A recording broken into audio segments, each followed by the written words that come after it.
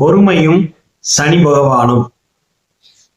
பொதுவா ஒரு ஜாதகத்துல சனி எந்த பாவத்துல உட்கார்றாரோ அது சார்ந்த ஆதிபத்தியம் காரகத்துவம் நமக்கு தடை தாமதத்தோட ஸ்லோவாவே கிடைக்கும்.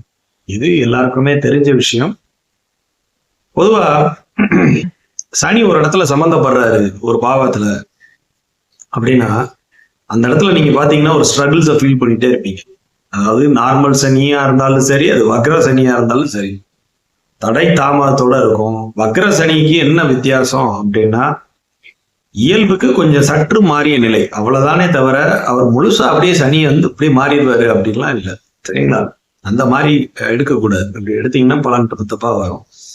ஸோ பொறுமையின் நாயகன் சனி அப்படிதான் சொல்லணும். மந்தத்தனம், சோம்பேறித்தனம். அவரோட லக்கணங்கள் மகரம், கும்பம். அவங்களுக்கே அவர் எதையுமே தாமதப்படுத்தி தான் கொடுக்குறாரு. அவர்கிட்ட என்ன இருக்கோ அதை தானே கொடுக்க முடியும். சனியோட ஸ்பீடே ஸ்லோ தான், மந்தன். இருக்கிறதுலே சூரிய குடும்பத்துல கடைசியில இருக்கிற பிளானட் சனி தான். அப்ப அவரால் என்ன முடியுமோ அதை தான் கொடுப்பாரு. அதுவும் அவர் காரகத்துவ ரீதியா தான் கொடுப்பாரு. அது அப்பையும் கூட நல்ல விதத்துல இருந்தாருன்னா நிறைய விஷயங்கள் செய்யறத கண்கூட பார்க்க முடியுது. ஒரு ஜாதகத்துல சனி சுபத்துவமா இருக்காரு. சுபத்துவம்னா என்ன?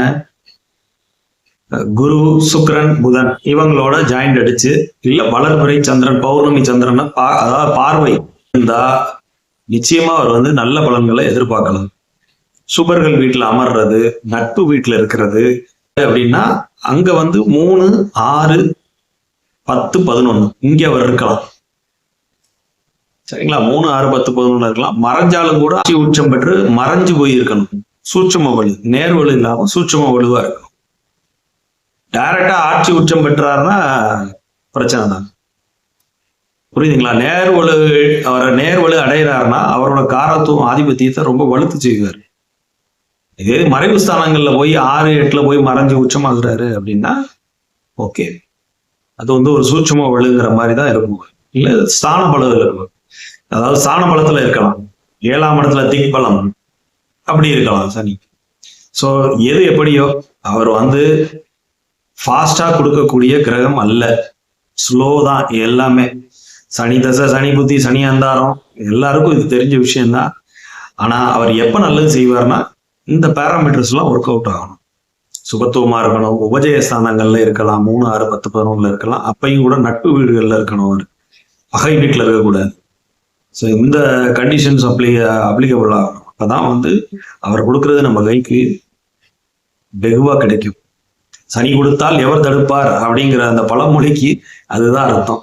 அவர் நல்லதாகட்டும் கெட்டதாகட்டும், அவர் தசாபுத்தி காலங்கள்ல அவர் என்ன ஏற்படுத்தினாரோ அது நல்லதோ கெட்டதோ அது உங்க லைஃப்ல அது அவ்வளவு சீக்கிரம் அது போகவே போகாது.